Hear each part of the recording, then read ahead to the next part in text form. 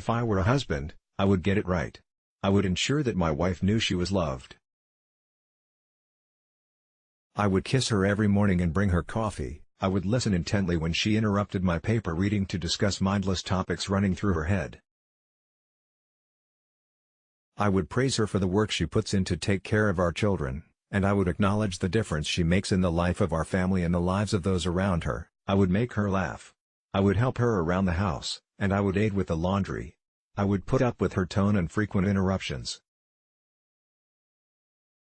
I would remind her how beautiful she looks all of the time. I would kiss her goodnight first, then go to bed, and lie there reminding myself of how thankful I am for her.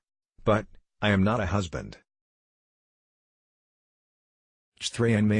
I am a wife, and I don't always get it right. I try to ensure that my husband knows he is loved, but the challenges and stresses of motherhood often distract me from such.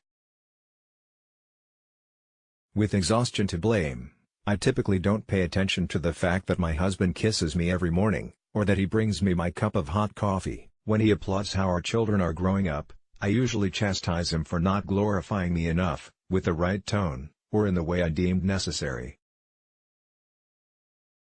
I often take his jokes and quips as jabs in my direction, or as an effort to detour us from a serious conversation. When he helps with the housework, I condemn him for leaving me to care for the kids, yet again.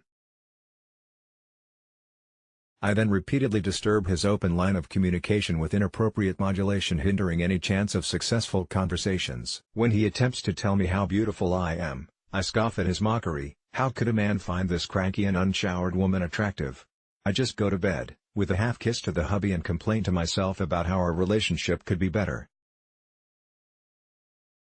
I guess we are lucky I am not a husband. I guess we are lucky that I am a wife. I guess the beautiful craziness of marriage and real love is that we're not always going to get it right, but that nothing is more right than two people, day in and day out, putting in an effort, and not just minimal, careless effort, but thought out, purposeful effort.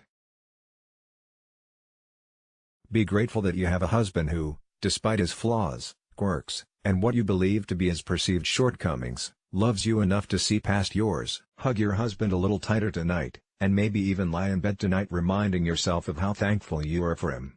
This story originally appeared on 3 in May.